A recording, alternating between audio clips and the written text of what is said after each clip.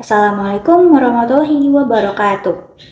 Sampurasun, alhamdulillahirabbil alamin, wassalatu wassalamu ala asyrafil anbiya'i wal mursalin wa ala alihi wa sahbihi ajmain. Sugrining puji sinareung syukur kasanggekeun ka Gusti Allah Nu Maha Suci. Kalayan widi mantema urang tiasa riung mungkulung pampok johong.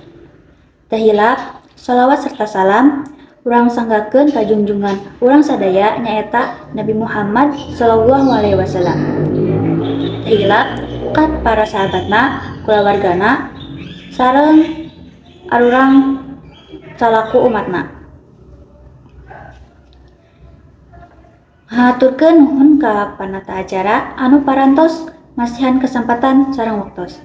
Sim kuring ngadeg di ieu seja bade ngaduwikeun diantara nyaeta pola hirup sehat.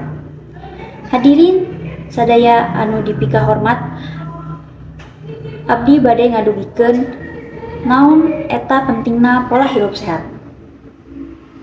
Urang sadaya kedah atawa wajib ngajaga lingkungan sareng awak sorangan. Sangkan dijauhkeun tina sagala panyakit. Urang kedah ngalaksanakeun hirup sehat sadidinten. Contohna saperti mersihan kuku, nyikat waos, mersihkeun awak atau ibak. Eta nyaeta contohna pola hirup sehat. Saupami sadidinten urang ngajaga kebersihan, urang bakal bersih atawa suci tina sagala kokotor.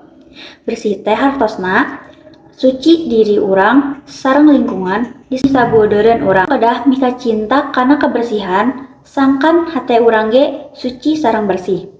Hadirin sadaya, sikap sakitu anu dipihatuhur pamungkas ti abdi, bili aya basa anu kirang entep sarahna atanapi kecap anu kirang marahna, mugi kersa ngahapunten. Hatur nuhun kana paratosna. Wassalamualaikum warahmatullahi wabarakatuh.